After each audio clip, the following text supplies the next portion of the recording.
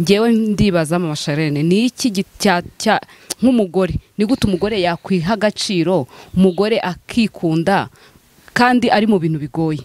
Twagiye twumva ubuhamya bwawe, twumva ibintu wanyuzemo, ukuntu wahuye wubatse urugo, uzi kugiye mu rugo wenda ngo wishime ariko ntibyagenda neza. Ibintu rero wahuye nabyo, hari abantu benshi bahura nabyo bakamera nk'abatsikamiwe cyangwa bikabaviramo depression, kwiha nk'akato, umuntu agacika muri societe, umuntu agacika mu bantu. Ese Maman Charlene ni iki cyatera umuntu umeze gutyo imbaraga zo gukomera? Buriya rero ikintu ushaka kubanza kukubwira ni kimwe. Hari abantu bajya bishuka, Imana yakuramburira ukuboko ikaguha ibyo kurya, ugatangira kuyisuzugurira mu biryo byayo, ariko ukibagirwa ko ishobora guhita ibikwambura ntihongere kubirya. Kandi nge nararebye sanga uko abantu bazi guteza ibibazo burya babasha no kubikemura. Kuko nimba umuntu ategura kubabaza umuntu ashobora no gutegura kumunezeza bigakunda. Kandi impamvu nabonye nasanze ari kamere ngo bafite, nasanze atari ibyo, ahubwo babikora babizi kandi babikora babishaka. Ikikubwira ko babikora babishaka kubabazanya. Ubu muri ibi bihe muraho neza, tuhaye ikaze kuri channel ya Mubwire TV. Hari abantu bashyashya bashobora ko ari bwo bari kubana natwe bakibaza ngo ese ni Mubwire iki? Iyi ni channel igambiriye kubwira abantu ibyiza byabo, kubashimira, mubwire ko ari ingenzi, mubwire ko ari indashyikirwa, mubwire ko umukunda. Twaje kureba dusanga abantu benshi bavuga ibyiza by'abantu batakiriho cyangwa ibibi bikihuta kurusha ibyiza, ariko ni muri urwo rwego twazanye channel yo kuvuga ibyiza by'abantu, tubabwire ko ari beza, tubashimire. Buri ntambwe yose wagezeho hari ukuboko kwagufashe mu kiganza, mushimire, bimubwira kibyumva. Tubahaye ikaze rero, tubashishikariza gukomeza kubana natwe no kuryoherwa n'ibiganiro byacu. Uyu munsi nk'ibisanzwe ntago ndi njyenyine, hari umutumirwa nabazaniye, abantu benshi bakunda, abantu bamwe bansabye ko twazakorana ibiganiro. Uyu munsi Imana yabikoze, tuguhaye ikaze. Murakoze cyane. Wakwibwira abadukurikiye? Nitwa Mukeshimana Emerita, twe ku izina rya Maman Charlene, ndi umumama w'abana 5, ndi umuvugabutumwa w'umuhamagaro, sengera muri ADPR mu Nyakabanda. Ndumva ari ibyo. Maman Charlene arakoze cyane. Ku rwanjye ruhande ndishimye cyane kuba ndi kumwe na Maman Charlene n'ubwa mbere duhuye. Urakoze cyane. Hanyuma rero nk'ibisanzwe tubanje kwihanganisha abanyarwanda bose muri ibi bihe turimo byo kwibuka abacu bazize jenoside yakorewe abatutsi ku nshuro ya 30. Mukomere, hari icyizere, twibuke twiyubaka, hari icyizere cy'ubuzima, kuba Kristo yaradusigaje, kuba Kristo yaratwongereye iminsi yo kubaho, iryo nishimwe tugendana.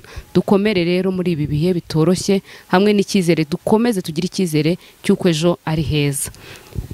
Ibisanzwe rero tujya tugira ibiganiro tuganira n'abantu bacu, ariko mbere nkuko turi muri ibi bihe byo kwibuka abantu bacu, Maman Charlene muri ibi bihe ni iki wabwira umuntu wihebye, umuntu ucitse intege, umuntu wumva yasubiye muri bya bihe bigoye, umutima we uremerewe? Icyo nabanza kuvuga ni ukubwira abanyarwanda, abari mu Rwanda n'abari hanze yarwo, nkababwira ngo nibakomere muri ibi bihe turimo byo kwibuka abatutsi bazize jenoside kuri iyi shuro ya 30. Nkababwira ngo nibakomere. Hanyuma nimba hari abantu kandi njya mbona banakomeye, ahubwo mbona bakwiye gufata iya mbere mu gukomeza abantu mbona bajya bahungabana kubw'ibintu biraho bidafite ireme. Ni abantu barokotse jenoside, ni abanyembaraga ku buryo udashobora. Hari ababyaza babaga mu Egiputa, ngo umwami yigeze ababwira ngo bajye bica abana b'abahungu bavutse, hanyuma ngo bajye umwami ngo ategereza ko bapfa, araheba, arangije aravuga ati mwami, aba bantu ni abanyembaraga, iyo tugiye kubabyaza rwose dusanga babyaye. Aba bantu mbwira guhumuriza ni nkubwiza ukuri ko ari abantu b'abanyembaraga ku rwego udashobora kumva. Gusa ku mbaraga bagaragaje mu myaka 30, n'ubu nibongere bakomere, nibamara gukomera bakomeza abandi babeho, nibamara kubaho babesheho n'abandi.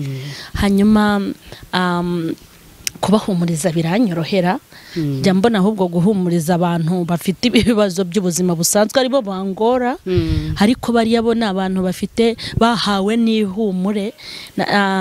Mbona ari abantu Imana ifite ikintu yakoze ku buzima bwabo kiruta icy'abandi bantu bose babaho, kuko buri mwaka nkurikirana ubuhamya ngasanga ubwo numvise mu mwaka washize ntago ari bwo numvise ubu ngubu. N'abantu bahuye n'ibintu biteye ubwoba, ushobora kwicara ukavuga ngo mbese uyu muntu wakoze ibi n'umunyarwanda koko? Hanyuma wakurikira ngo ugasanga ni umunyarwanda rwose, mwasangiye rimwe na rimwe, mwasenganye, mwakoranye, bahanye inka, baturanye, basabanye abageni, basangiye amata, basangiye, baturanye, bagiraga ibirori bagahuriramo. Mbese icyo nababwira ngo kubwo gukomera bagize nibongere bakomere mu izina rya Yesu, kandi Imana ikomeze kwegera imitima yabo nkuko yabegereye. Ikindi abantu babegereye, abantu nimba ukorana n'umuntu warokotse jenoside, nimba muturanye, nimba mubana mu gipangu, nimba mubana mu kazi, n'ukuri kose utanamubereye mama, mubera ukuboko, naho utamubera nyirasenge ngo bikunde kuko yamubuze, mubera amaguru.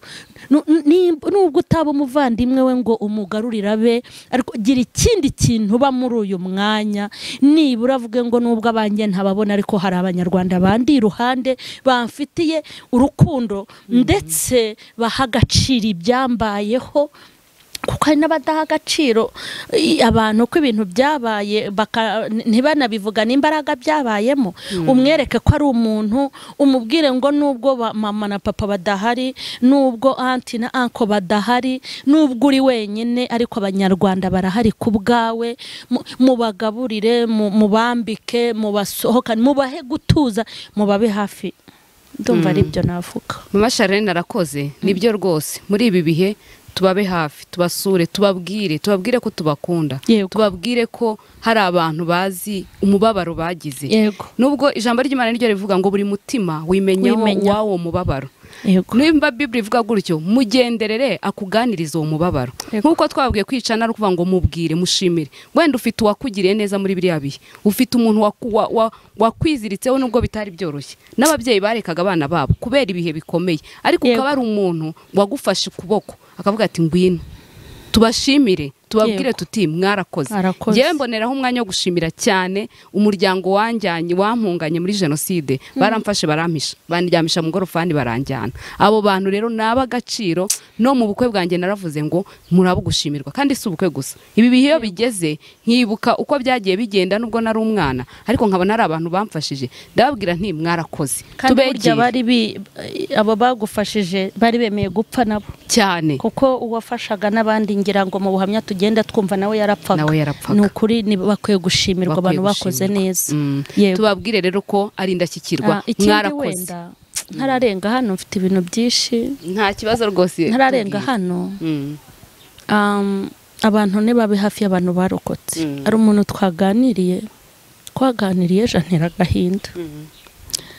Twaraganiriye mubwira ko nshaka kumusura, mu rwego tujya dusuramo abantu, nkadusangire TV, nkadusangire. Ndabwira ndashaka kugusura muri ibi bihe. Yambwiye amagambo, ndavuga nese ubu ibi bintu muri iki gihugu koko hari umunyarwanda ugifitiye umutima? Yarambwiye ati ngewe ahantu mba ni ahantu banyihereye inzu mbamo, kandi abayimpaye mu gipangu mbanamo n'abahutu. Kunyumvira, sinjya nifuza ko bamenya ko narokotse jenoside. Byambabaje, ndavuga nti wenda nzamusura tuganire turi babiri, kubera ko ntago mbyumva umuntu ushobora noneho kuzira ko yarokotse jenoside. Hati babimenye se aka kazu niberamo ko bakampereye ubuntu, banyirukana cyangwa nkatotezwa. Ariko nanone nareba aho isi igeze, nta muntu ukwiye gutinya gutanga ubuhamya cyangwa guhisha icyari cyo, kuko iyo nayo nigereza uko si ukubohoka, ni ibintu bishobora kuzamuzanira ikindi kibazo. Ariko nkavuga ngo nimba koko hari umunyarwanda ushobora gufata undi munyarwanda mugenzi we akamuhora icyari cyo, tumaze imyaka 30, cyaba ari ikibazo gikomeye, aho umuntu yagenda yikandagira. N'ababa bagifite ku mutima, ku muntu ku giti cye, ariko muri rusange ibyo kuvuga ngo uyu ni iki ntaho njya mbibona mu kagari, sinjya mbibona ahantu tujya tugana ngo baduha serivisi. Iyo ugiye ntago bakubaza ubwoko bwawe. Ibi bintu bibaye bihari rero bikaba ari byo koko atari ugutinya, nubwo bayigire mu myaka 30 abantu bafite imitima baba ari abantu bafite imitima ntazi ahantu ituruka, ko nimba banahari pe. Umuntu ufite uyu mutima nta mahirwe y'ubuzima bwiza, nta nubwo azabona Imana. Abantu tugira umutima mwiza, abantu bagira umutima mwiza, bagira ibintu byo kugira imbabazi n'urukundo, kuko umuntu wese akwiye kwiga gukunda mugenzi we, akagira undi mutima no kubabarira. Ukavuga uti uyu muntu ibi bintu byabaye ntakwiye kongera kubabara, ntakwiye kongera kugira agahinda ako yagize kari kavunjemo ubuhinda bwose bubaho. Yego, Maman Charlene arakoze. Nkuko rero turi kwibuka twiyubaka, tugomba kwiyubaka n'ubuzima bugakomeza, tukagira icyizere cy'ejo hazaza. Ni muri urwo rwego tugiye kuganira. N'ubundi mu bisanzwe njya nibaza Maman Charlene, nkunda kumukurikira, navuga ko ndi umukunzi we. Abafana ngo bajye bageraho bakagenda, ndi umukunzi we, nkunda kumukurikirana ubuhamya bwe, ibyo atwigisha n'ibyo avuga. Ngewe ndibaza Maman Charlene, ni iki nk'umugore, ni gute umugore yakwiha agaciro, umugore akikunda kandi ari mu bintu bigoye? Twagiye twumva ubuhamya bwawe, twumva ibintu wanyuzemo, ukuntu wahuye wubatse urugo, uzi kugiye mu rugo wenda ngo wishime ariko ntibyagenda neza. Ibintu rero wahuye nabyo, hari abantu benshi bahura nabyo bakamera nk'abatsikamiwe, cyangwa bikabaviramo depression, kwiha nk'akato. Umuntu agacika muri societe, umuntu agacika mu bantu. Ese Maman Charlene, ni iki cyatera umuntu umeze gutyo imbaraga zo gukomera? Tubijyanishe no muri ibi bihe, hari igihe ibi bihe bigera abantu bagasubira inyuma mu mutima, agasubira muri bya bihe, akumva induru ziravuga mu mutwe we, akumva arihebye. Twanava no muri iki gihe akamera nk'umuntu mbese warwaye, warembye. Ni iki gitera umuntu gukomera? Ni iki kigutera imbaraga zo mbese zo gutsikamira ibyakagutsikamiye? Rero nkubwire, wenda ubuhamya muzi nubwo nababwiye, ariko burya hari n'ubuhamya ntavuga, hari n'ubwo mbura uko nyuramo, hari ubwo nzanavuga ariko hari n'ubwo nzapfa ntavuze. Ngewe kwiyubaka kwanjye ntago nabitangiye ubu. Amaso yanjye yarebye ibintu bikomeye byandushaga imbaraga, ku buryo ntagombaga kuvamo uwo ndiwe. Wenda turi no muri ibi bihe byo kwibuka abatutsi bazize jenoside, ariko burya simpe n'ubu nabaye umugore. Ngewe ndi n'umwana afite imyaka 11 jenoside itangira. Eka nkubwire, hari ubuzima nari ndimo ntago nari nzi ko nshobora no kuzaba umuntu. Ntago wenda ubwo buhamya njya mbutanga, ntago nari nzi ko nzaba umuntu, ariko burya natangiye kubaho kera, kandi Imana yatumenye ngo tutarabaho. Hanyuma njya mbona uruhare rukomeye ari urw'Imana. Nge hari igihe nagezemo, najyaga mfata igitambaro cyuzuye amaraso, bari barakicanye mukecuru wanjye. Icyo gitambaro najyaga ngifata, cyari inshuti naragikundaga, kandi ni nacyo kintu nabuze muri icyo gihe. Ndababara cyane kuko cyabagaho umutima wanjye. Icyo gitambaro iyo nagifataga nkakishyira mu mutwe, cyangwa nkacyambara gutya, nkagifata gutya, nabaga numva ndi kumwe na mukecuru. Mpamvuga mukecuru nuko ari we twabanaga jenoside itaraba, ni we twabanaga. Urumva iyo ubana n'umuntu, kandi burya abakecuru bamenya gutetesha mu buryo udashobora kumva. Hari amagambo meza wumvaga kubwira. Nari ifite marume wanjye yajyaga ambwira ngo maze ntukanywe inzoga, nkambwira yego ntago nzanywa inzoga. Mukecuru rero bajyaga benga inzoga y'ubuki, ubuki ibiryoshye ukuntu. Maze rero bwamara gushya kambwatengoye na nkwihere. Hanyuma nkanywa, marume wanjye agasanga nanyweye, cyangwa agasanga ndi kunywa. Ati sinakubujije kunywa inzoga, ko yari yatangiye gusenga. Nkambwira ni hoya, iyi ntago ari inzoga ahubwo n'ubuki. Urumva hari abantu baba bafitanye amateka ukuntu. Ndibukana hari igihe nigeze nywa amata, ndayanywa menshi mvuye kwiga. Akada kanjye karagenda karabyimba, buriya amata iyo unyweye amata menshi nyine uraremba ukamera nabi. Narayanyweye icyo gihe inda yanjye karabyimba nanirwa kujya kwiga, arangije andyamisha ku kirago ansigiraho amavuta y'inka kugira ngo mbashe guhumeka, ndangije ndagenda. Ubwo rero mu bantu nabuze muri icyo gihe mu mateka nsimbutse mu bintu niboneye, naramubuze ngira ikibazo, ari nabyo byatumye njyayo nyuma mu gihe ntavuze, njyanywe n'impamvu ntavuze, aho bari babiciye.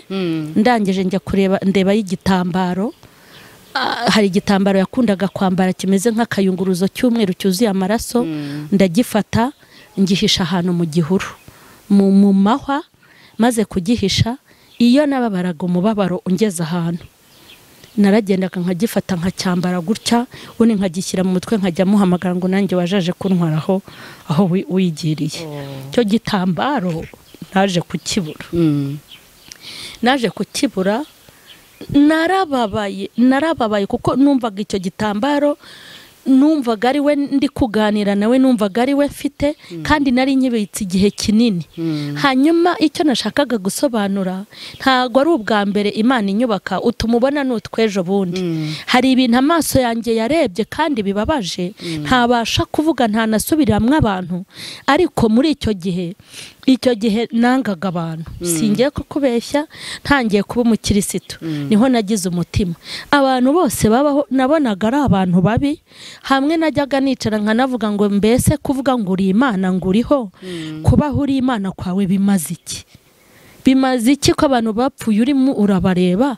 Ni basi rimwe nicaye ngo basi nawe uzafata abantu bishe, uzagenda ubice hatabura n'umwe. Umunsi rero nahuraga na Yesu wa mbere, nkahura na Yesu bwa mbere mu bintu yaruhukijemo umutima wanjye, yanduhuye. Ntago nari nzi ko nzaba umwana ufite umutima mwiza, nta bugome nagiraga, ariko nari imeze nk'inyeshyamba yanjyenyine yababaye kubera ibintu mvuze n'ibyo ntababwiye. Burya abantu bafite ibintu byinshi. Hanyuma umunsi nakizwaga ntakira Yesu, nababwira ngo ni rwo rugi rwafunguye umutima wanjye, kuko n'ubundi mu buzima nagiye nyuramo, nagiye mbaho njyenyine, nkabona ndi njyenyine, kuko nabo nagerageje kwirukira cyangwa guhungiraho bitwa ko ari bene wacu, bitwa ngo bafite umutima mwiza. Abo nasanze i Kigali banyeretse umutima w'ubugome gusa n'ubunyamaswa, kandi ntago ari ibintu byari bibabereye.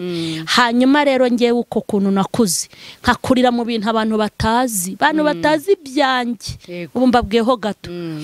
Nasanzwe n'iyi Imana yo mu ijuru, bitewe nuko yari izi ko hari abazanduhukiraho bakankomereraho. Niyo Imana nicyo kintu cya mbere yafashe umutima wanjye, inyibagiza ibintu byose nanyuzemo, iby'abantu bazi n'ibyo batazi, irabinyibagiza, iraforomata, irangije impa umutima wagira ngo ni nk'uw'abantu bavukiye mu bihe byiza, babikuriramo, babisaziramo, baradamarara. Ubundi ngewe urebye uburyo nakomeje kwaho muri ubwo buzima kugeza n'ubu, nta muntu ushobora kumenya yuko nigeze mpura n'ibintu nk'ibyo nahuye nabyo. Ikintu rero cyamfashije cya mbere ni Imana. Mureke mbabwire, nta jambo wabwira umuntu, nta binini wamuha, nta rushinge wamutera. Abantu bahuye n'ibintu bisharira, burya bavuga ni bake, hari abandi bantu batajya babasha no kuvuga. Hari n'uwambwiye ngo se Maman Charlene ngo byashoboka ko nabyandika ukabimvugira. Hari umuntu twaganiriye ejo bundi nawe warokotse jenoside, ambwira ati byakunda ko nzajya nkubwira ukandika, ubundi ukaba ari wowe ubimvugira. Uri kumva kuko hari n'ibintu bikomeye. Rero uruhare rwa mbere, Imana iromora. Imana iromora. Hari abantu tubiziranyeho benshi yomoye batari bazi ko bazakira bikageza muri iki gihe. Ikindi rero cya kabiri, nakuze nzi ko mu isi nta muntu unyitayeho, nta n'ushinzwe, kubera ko abanyejeje kungirira neza, abangiriraga neza n'abamfataga neza, niga ndi mu ishuri ntafite ikibazo, nta nzara afite, nta muntu ntuka, nta muntu umbwira nabi, ahubwo bambwira ibyiza. Mfite marume wanjye witwaga Sebanani, ubu yarapfuye muri jenoside. Yajyaga ambwira ngo nzakwishyurira primaire na segonderi na university, akambwira ibintu byiza. akambwira ibintu byiza tukaganira, nanjye ubuzima bwe ndagenda ndabufata bwanjye ndagenda mbumushyiramo. Yego. Hanyuma ukuntu rero naje kubona ibihe bihinduka, nabonye ibihe bihinduka, mbona abantu bapfa, mbona abandi basigara, mbona abantu bahinduka imitima, mbona abandi bagira imitima ntazi aho bayivanye. Ngewe icyambere nuko nize kubaho nzi ko kwisi nta muntu nkunda. Ngiriwe ubuntu maze gukizwa mpita menya ko Yesu burya ankunda. Ntago yankunze ngo birangiriraho, ahubwo yangize icyaremwe gishya, ampa n'undi mutima mushya ukomeye wo kwihangana kugira ngo nzabashe no kwihanganisha abandi bari muri ubwo buzima. Rero ngera mu gihe cyo gushaka, urumva genda shatse umutima wanjye utakiri umutima wa wundi w'intuza woroshye. Nashatse mfite umutima w'ikinya, kuko nimba nkubwira ngo ngewe nagiye kwikodeshereza inzu mfite imyaka 14 na 15, kandi ntago ndifubye. Unyumve, nimba naragiye kwikodeshereza inzu mfite iyo myaka 14 na 15, kandi bikaba byarambayeho ntarifubye ifite umuryango, harimo ikibazo. Nta nasobanura kugira ngo ntagira ibyo nzahungabanya. Ubwo rero muri iyo myaka urumva umuntu ufite kumenya ngo ngomba kumenya ay'inzu, mwari imyaka 15, nkamenya kurya, sibyo, nkamenya kwambara, nkimenya. Ibyo bintu nakuriyemo nibyo byatumye mba n'umugore wimenya. Ntago nigeze mba umugore uvuga ngo ndashaka iki mu miki, ibyo bintu ntago mbizi. Ngo bigende gutya na gutya. Iteka naharaniraga ko kwisa ari nge nyine uhari, ari nge wikunda, ari nge ugomba kwimenya, nkicungira umutekano, kandi nkanabara ngo ninyanyagiza ngatwara inda ni ngewe uzimenya, nkanamenya ngo ninyanyagiza bikagenda gutya ni nge uzimenya, nta muntu ushinzwe ku isi. Ibyo rero byatumye ngenda niha discipline. Nta muntu umbwira ngo bigenze gutya, umukobwa ujye bigenza gutya, ngewe ubwanjye ngenda niha discipline. Ariko noneho amahirwe nagize maze kuba umugore ni nabwo nakijijwe. Nkimara gushaka nibwo nakijijwe, kuko nabatijwe umwana wanjye w'imfura afite amezi 3 avutse. Maze rero maze gukubitana n'umugabo witwa Yesu. Mwabantu mwe, abantu benshi mbatuye Yesu muri iki gihe cy'icyunamo. Mbatuye umugabo witwa Yesu, ni umugabo uzagakoropa umubabaro, agakoropa agahinda, akagugira umuntu wahiriwe kandi uri umunyabyago biruta iby'abandi bose. Akakugira umuntu nyirabitwenge kandi uri marira yandi yo kuva mu itangiriro kugera mu iherezo.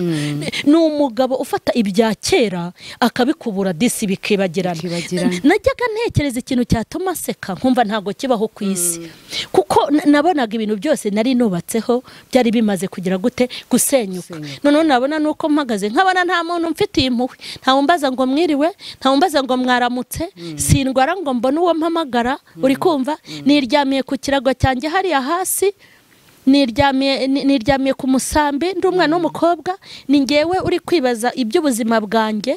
Gusa numvaga ntegereje gupfa, ariko maze kugera muri Yesu mpabwa andi mahirwe. Yesu yagize uruhare mu kumpa discipline no kundema umutima ndetse no gukomera. Yego. Maman Charlene arakoze. Nibyo jambo ngo Yesu atubwira ati yemwe abarushye n'abaremerewe, mwese nimuze munsange ndabaruhura. Abantu baba barushye, turushye, tunanijwe n'ibintu bitandukanye, ariko iyo ugeze kuri Yesu, Yesu niwe utuma ubwo buzima bwongera kugira icyanga. Wumvisha ibintu byose Maman Charlene yanyuzemo, niho duhera twase Maman Charlene abishobora ati. Ubu buzima gutangira uri umwana imyaka 14, imyaka 15, uri umwana w'umukobwa ugeze mu kigero. Ushaka uhere kuri 11, kuko ni noho nahereye jenoside igitangira. Ugatangira ubwo rugendo mbese rwo kwikoca rwa nyamwigendaho. Hari n'utundi tuntu nagiye nkorerwa ntashobora kuvugira hano, byagombaga gutuma mba kihebe k'agakobwa k'akagome, kamarine birahari. nuko mba ntashaka kugira ibyo mpungabanya ariko mbashimira Yesu. Kandi ikindi nanavuga tuvugishije ukuri, n'umuntu utagira umutima wo gukomera no kwiyubaka hazambabarire yigeye ku barokotse jenoside. Hari igihe umuntu avuga ngo yarababaye, wakumva imibabaro y'abandi ugahita unawudoda.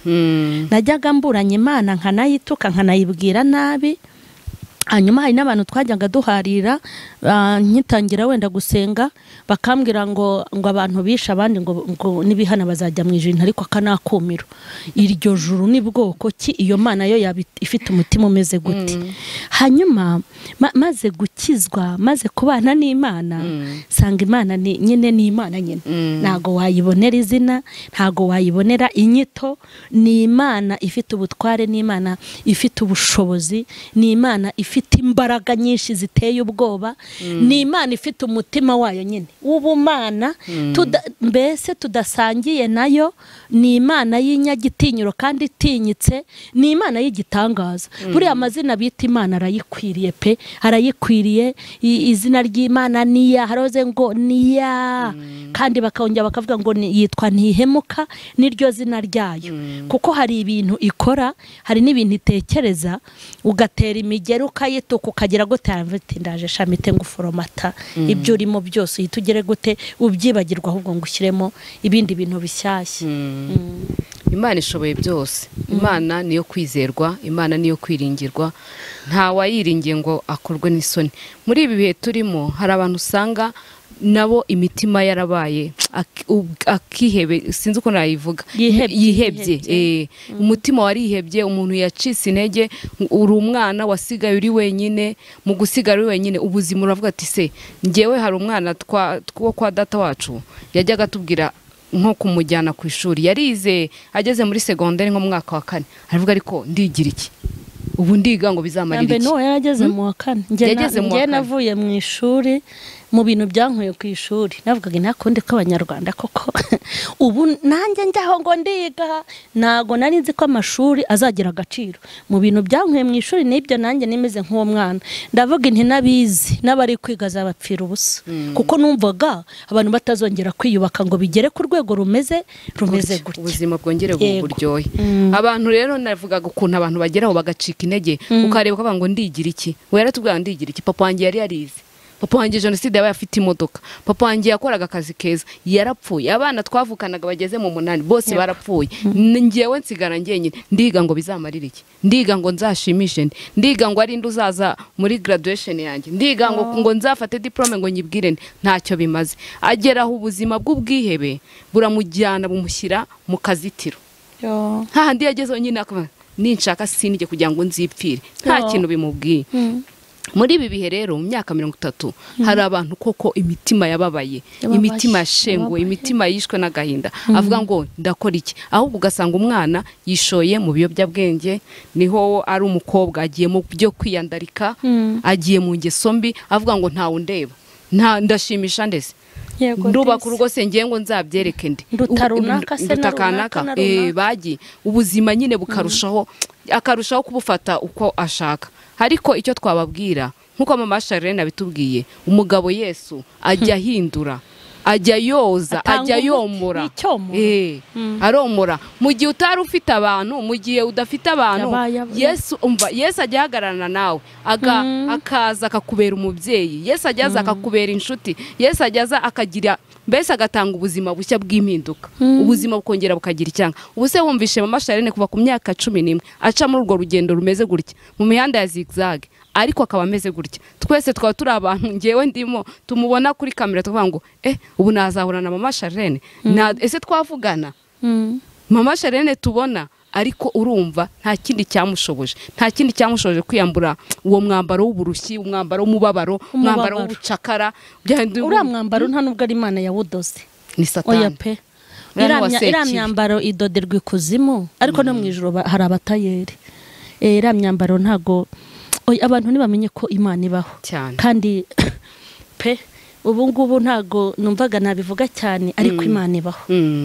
Imana yihanganishije imitima kuko hari igihe tuvuga ngo twarababaye ubuse mu bantu bababaye nanjye nakoramo ahubwo buriyo mumbwira ngo narababaye ndavuga nk'aba abantu bababaye ntago baza aho bari ejo bundi nakurikiranye ubuhamya muri iyi minsi y'icyunamo gitangiye mpita nirukira mu buhamya nubwo bingirira nabi ariko ndabikurikirana nkabyumva narebye ukuntu ngo hari abana nimba ari 70 b'abahungu batawe mu mwobo babwira ba mama wabo ngo ni babahambe babona bari mu mwobo ngo babagerekeho igitaka abana ngo bakajya bataka ngo muri kudutokoza ngo abandi bakavuga ngo ni mutubabarire ntago tuzongera kuba abatutsi nimba uwo mubyeyi yari hambiye umwana muri ubwo buryo akaba yariyubatse muri iki gihe natwe nidukomere urumva ni ibintu birenze ni ibintu biteye ubwoba impamvu ndi kubwira abantu ngo nibabibwira Imana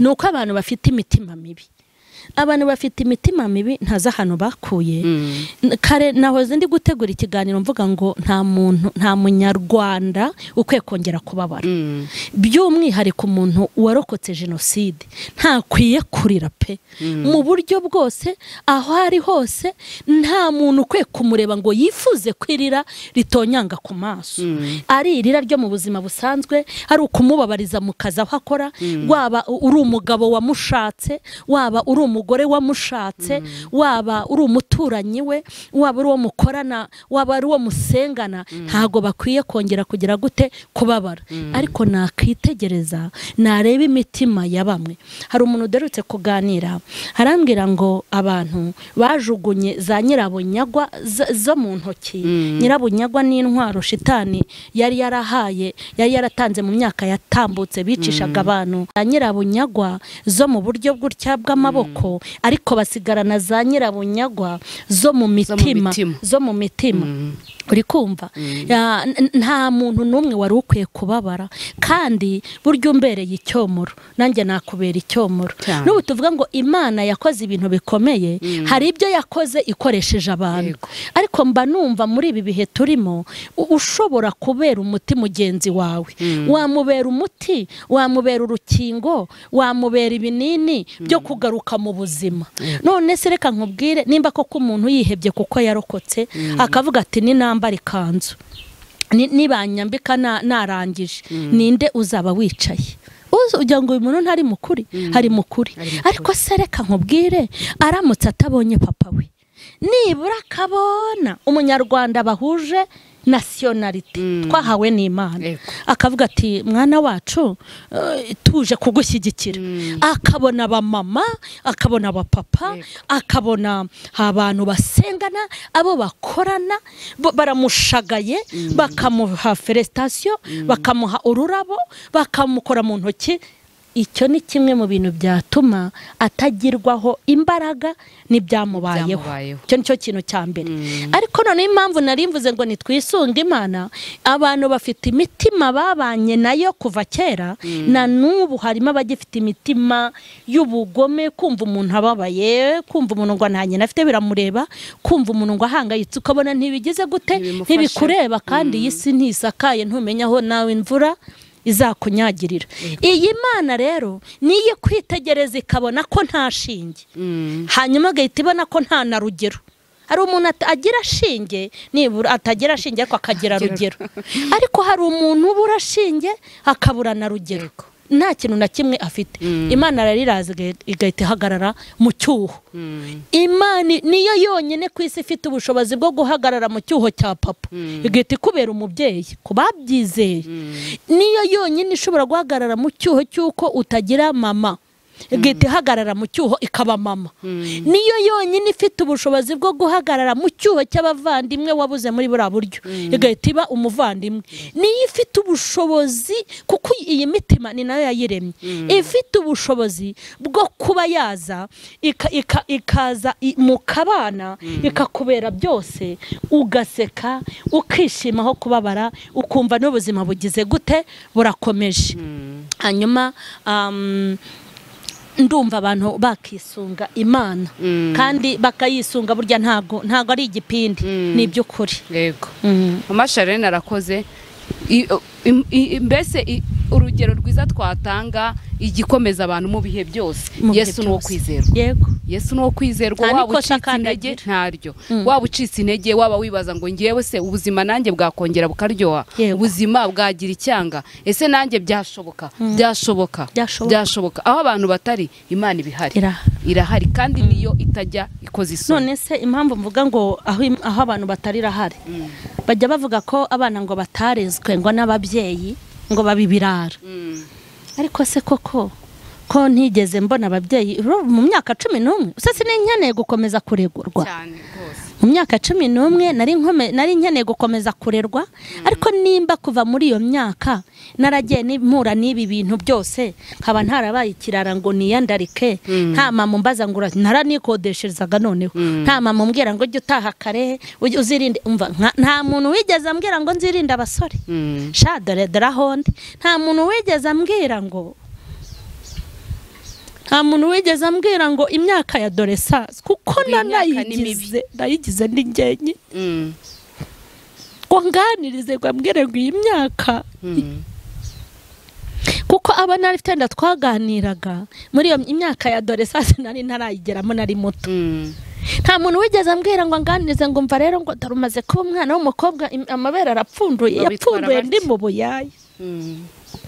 Gwamwati bitwara gutya, babigenza gutya, ariko y'Imana yihagije. Muri iyo myaka yabanye nanjye, na nyuma y'iyo myaka ibana nanjye, noneho maze no gushaka inyigisha ukuntu umuntu aba umugore. Rwose numva nta rubanza afite, nta nicyo nihana mu rugo nabayemo, mu bana 5 banjye nibitseho. Noneho maze no kugera mu rwego rwo kurera abana 5, inyigisha ukuntu ndera abana banjye 5 batagiye mu muhanda, ntababyariyemwe abandi bana, abana bubaha Imana, abana bafite indangagaciro, abana b'igihugu basa neza kandi bazagirira umumara igihugu. Hanyuma Imana inyigisha no kugira umutima wa kimuntu kandi ntarawugiriwe. Inyigisha kugira ubumuntu, ngira urukundo kandi ngira impuhwe, nanga umuntu urira, nanga umuntu ubabara uwo ari we wese, kandi nanga iyo ndi kubona umuntu ari kubabara birambabaza, kandi iyo mbona umuntu nta kintu mfite kumufasha birambabaza, ndanamubwiye nihangane, Imana iragukunda. Uwo mutima wa kimuntu nagize nta muntu wanyeretse ubumuntu, umutima w'urukundo nagize nta wanyeretse urukundo. Hanyuma noneho Imana iramfata irashorera mu myaka nibitse, ubu singifite imyaka 11. Reba imyaka yose maze ku isi, nta muntu nigeze ngirana nawe amakimbirane, nta kibazo nigeze ngira. Abamfiteho ikibazo nabampora amateka yanjye batazi nanyuzemo. Urumva buri make Imana irigwatiriza kugeza ku rugero ingize uwo ndiwe, umuntu wingira akamaro mu maso y'Imana. Urumva ko Imana irarera ikanaturerera. Imana ihabwa icyubahiro kandi Imana ishimwe cyane. Tugana ku musozo, hari ikibazo kimwe nifuzaga kukubaza. Ndibaza se Mama Charlene, njya nibaza nk'umuntu w'umukristo, ngewe nagiye nkurikirana ibiganiro byawe gutangiye kuza kuri social media, ngewe navuga ati uri umustar, uri icyamamare. Ni gute umuntu abasha kujera izi mbuga nkoranyambaga ndetse n'indangagaciro ze za gikristo, mbese imbuto ze ugakomeza ukera imbuto, ugakomeza ukaba urugero rwiza, haba mu bamama, haba mu bakozi b'Imana, kuko uri umukozi w'Imana. Ni iki kibigufashamo? Ni iki gituma mbese nawe umeze nka kwa kundi utiyanduza, utijandika mu bindi bintu? Abantu benshi bagira impungenge, babona nk'ukuje kuri YouTube bagatangira bagahangayika ngo buriya nawe ngo araje nguze mu nkuru zitwika, nguraje nawe ujye uvuga ibi mu matiku. Sinjya mbona ujya mu matiku, sinjya mbona uhangana n'abantu baba bakuvugaho iby'ukuri, baba bakuvugaho ibibi. Mbese papa wanjye niwe wajya kutubwira ati niwe ujye utubwira ati mujye muhorana puberi, muteme ibintu bidafite umumaro. Nawe rero mama numeze nk'umuntu ufite puberi, ibintu bidafite umumaro. Mama Charlene ibi ukanaga nutinda ku bintu. Ni iki gituma mbese ubukristo bwawe n'ubunyangamugayo bwawe bukomeza buri uko bwakabaye? Buriya rero ikintu ushaka kubanza kukubwira ni kimwe. Hari abantu bajya bishuka, Imana yakuramburira ukuboko ikaguha ibyo kurya ugatangira kuyisuzugurira mu biryo byayo, yego, ariko ukibagirwa ko ishobora guhita ibikwambura ntihongere kubirya. Imana yaguha amahoro ukayisuzugurira mu kwidegembya no mu mahoro yaguhaye, ariko ukibagirwa ko ishobora kuzana amahoro n'amahane. Imana yaguha icyubahiro ikagukura hasi, ko yankuye mu mukungugu, nari umukungugu. Amateka yanjye nayakubwiye, ariko burya yo mpisha niyakomeye mu myaka 11 niyakomeye, ikagukura mu mukungugu nko nari ndimo, ikakwicazanya n'abakomeye nkaho ngeze, ukiha kuyisuzugura, ukibwira yuko ivumbi n'umukungugu byaba byarakubuwe bitagihari. Ngewe rero iyo myumvire ntago ari yo ngira. Ikintu nazamukiyeho njya kuzamuka, naho kaba ari agasonga bugari nari nkandagiyeho, naho yaba ari intebe ya sheze, naho naba narakandagiye, aho nakandagiye hose, aho hantu nari nkandagiye njya kuzamuka, sinshobora kuhibagirwa, kuko nzi ko ndebye nabi yakongera ikampananura no hasi ngo pi.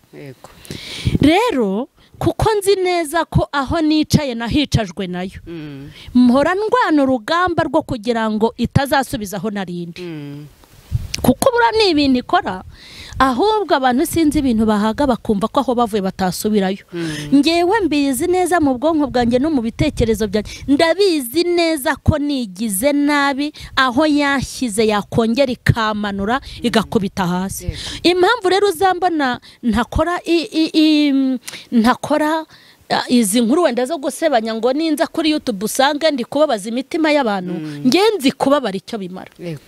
Ubu nahoze ndi no gutegura icyigisho Imana nibishima nkazagishyira hanze, kivuga ngo nta munyarwanda ukwiye kongera kubabara, nta n'umunyarwanda ukwiye kubabaza mugenzi we, kuko umubabara abanyarwanda bababaye by'umwihariko abarokotse urahagije. Mba numva nazabwira abantu bakorera kuri izi mbuga nkoranyambaga ngo wirinde ijambo cyangwa ikintu kibi cyababaza umuntu, kubera yuko umuntu uri kubabaza ntuza amateka yanyuzemo. Wenda twabibonye ejo bundi ku rugero nabonye ku muntu watutse umuntu kuri mama we, hanyuma uwo muntu arababara, yibuka ko n'amatariki nyina yapfiriyeho ayegereye. Urumva uwo muntu ntago yarazi ko nyina yahuye n'ibi bintu, sibyo? Yego, kandi nge nararebye sanga uko abantu bazi guteza ibibazo burya babasha no kubikemura, kuko nimba umuntu ategura kubabaza umuntu ashobora no gutegura kumunezeza bigakunda.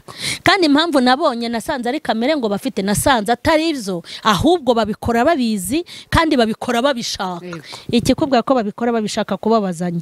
Ubu muri ibi bihe naho umuntu yaba afite inkuru yinjiza miliyoni yayisohora, urumva se mutazi ubwenge. Icyo nicyo kintu cya mbere, sinshobora kubabaza umutima w'umuntu, kubabaranza ukuntu biryana. Kandi nararebye sanga abantu barababaye, no kubongerera umubabaro urahagije. Wenda nicyo kintu cya mbere ubona ntazakora inkuru zo kubabaza umutima w'umuntu, cyo kora umuntu ushobora gukuraho icyigisho akababara hakagira abakira benshi, byo wenda nabikora. Ikindi kuvuga ngo kudahindura umwimerere, ngewe iyo nitegereje uwo ndiwe, mbona icyo nabaye cyo nicyo ndicyo biraryoshye pe, biraryoshye. Ntabwo ari ibintu bimbihiye, uko nambara natirere yanjye, uko nsabi ni ibintu bindyoheye. Amagambo navugaga hariya yose nayo mvuga, ntabwo ari ibintu Imana yaje kumpakiramo, ni ibintu biryoshye bidafite icyo bitwaye. Umwimerere wanjye rero wowe wakera uvuga ngo sinkuta, sinenda kuwuta kuko uraryoshye. Kuvuga Imana ukwiri biraryoshye, kubwiza abantu kuri nabyo biraryoha, kuko nimba ari ikibazo kibabaza ni ukubwiza umuntu ukamubwira umubeshye kandi ubizi ko umubeshye. Hanyuma ikindi, hari ikintu kibi mu buzima kibaho, kuba warabwiye abantu kubaha Imana, hanyuma ejo bundi bagasanga wayitesheje agaciro cyangwa wayanze ko mumaze igihe mbona abantu banyandikira watumye mpinduka ubuzima, watumye nkizwa kuva nakumva nigiriye icyizere, ugasanga umuntu akakubwa ngo nongeye kubaho, watumye nanjye mba umugore usigarana abantu ufite confidence, numva ugasanga amagambo bakubwira wabereye abantu urugero cyangwa ukababera umumaro, ukumva ni ibintu biryoshye. Se nimba hari abaguye ku bwawe, nimba hari abacitse intege ku bwawe, nimba hari abasubiye mu Egiputa ku bwawe, nimba hari abantu batutse Imana ku bwawe, nimba hari abantu bayivumbure bakayivaho, nimba hari abavuze ko itagira imbaraga ku bwawe, ugira ngo buriya hari umugisha ububitse? Nta mugisha umuntu aba abitse. Ariko nimba hari abantu babohotse ku bwawe, bakasubizwamo imbaraga ku bwawe, bagakunda Imana ku bwawe, buriya nawe hari ijambo uba ufite mu maso y'Imana. Hari iminyago. Ntange iyo nicaye ndavuga inti nzatungwa n'iminyago, izajya inkebuka habona rohoye indohorira abakobwa, izajya ikebuka abona abazutse ku bwanjye inzurira abahungu, izajya nanjye inzura mu gihe cy'ibyago n'amakuba. Ngewe rero nta gahunda afite yo guhinduka, cyane ko uko ndi birandyoheye rwose, nyuzwe nabyo. Oya nta n'impamvu yo guhinduka, kuko n'ijambo ry'Imana riravuga ngo turi umunyu w'isi cyane. Ngwese abantu banahindutse nayo irahindura Imana, nabyo babimenye rwose. Rero byagakwiye ko nimba imbuto nziza tugomba kwera imbuto twagagumye turi abo turibo, apana kugenda ngo nuko abenshi mbanza baba bashukwa n'amafaranga y'indonyi, ugasanga umuntu agiye kwijandika avuga ibintu bidasobanutse cyangwa byo kubeshya kugira ngo agire cyangwa n'ubwamamare, ariko ibyo si byo tugendereyeho cyane. Hari ijambo twasomye ejo turi mu masengesho, twagishijwe n'umuvandimwe wanjye wari watwigishije, yaravuze ngo abashaka ubwiza n'icyubahiro no kudapfa babishakishe gukora ibyiza badacogora, abo ngo bazahembwa icyubahiro. Ubwo narindimo kubwira abavuga abantu nabi kugira ngo bamamare, bazahembwa ubwiza. Ukuntu tubukunda ubwiza no kuba mwiza, urumva ko Bibiliya ibizi ko ubwiza twese budukurura kubushaka, hanyuma no kudapfa. Uzi ukuntu ushaka gupfa ari bibi, gupfa ni bibi. Urumva ni ibintu bitatu by'ingenzi. Yego, duharanire rero gukora ibyiza, natwe dukora ibyiza, tuvuga ibyiza. Ibyiza birahari, ibyiza birahari. Ushatse icyiza ku muntu ntago wakibura, nkuko ikibi utakibura icyiza. Mureke twimike ibyiza. Twebwe kuri channel yacu ni kuri mubwire kuvuga ibyiza. Ibyiza nibyo turi kubiba, turagerageza kubiba abantu urukundo. Ntago nari nyizi, ariko nukuri nimba ari iyo ntego mufite biraryoshye kubwira abantu ko ari beza, kubashimira. Ariko we uzi umuntu ukubwira ngo uri mwiza, atabanje kureba amazuru, atarebye uburebure, atarebye ataye, ukumva umuntu akubwira ngo uri mwiza, kandi wenda wifitiye n'amabinga, kandi wenda unasa nabi, ariko iryo jambo kubwira umuntu ngo ni mwiza biraryoha di. Noneho ukanarimubwira mu gihe anabikeneye. Hari igihe biba bikenewe, ukamubwira ukuntu ari uw'ingenzi, ukamubwira ukuntu ari uw'umumaro, ukamubwira uti hoya ntago kwiye gupfa, ukamubwira uti baho, hari ababayeho ku bwawe. Ayo magambo aragenda agakura umuntu muri moruge. Ubu hari abantu bagenda bari muri moruge kandi bahagaze, agukuramo burya mfite abongereye umumaro mu bintu bijya binampa morale. N'abantu bampamagara habonamo harimo n'abantu bakomeye, se burya naba barankurikirana. Hari uwo nabwiye nakoze utambeshye koko abantu nkamwe murandeba, ati turakureba. N'igihe tuba turi mu nama na bagenzi bacu turi kuvuga ngo dore wa mugore, yo nkahita mvuga nako Maman Charlene, ongera ubeho, komeza ubeho uko biri kose, nubwo ufite ibikugoze, ariko hari icyo umariye abantu.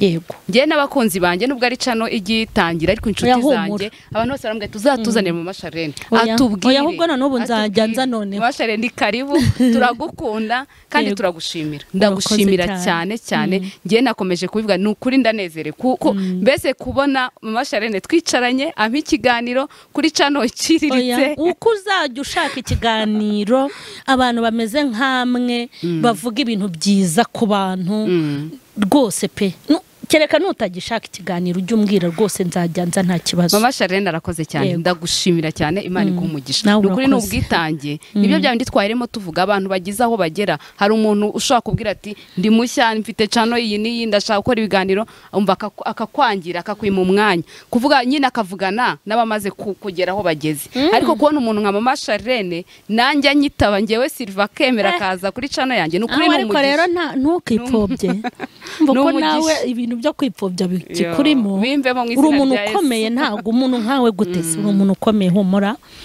Kandi abo twita bakomeye ntabwo ari bo bakomeye mu maso y'Imana.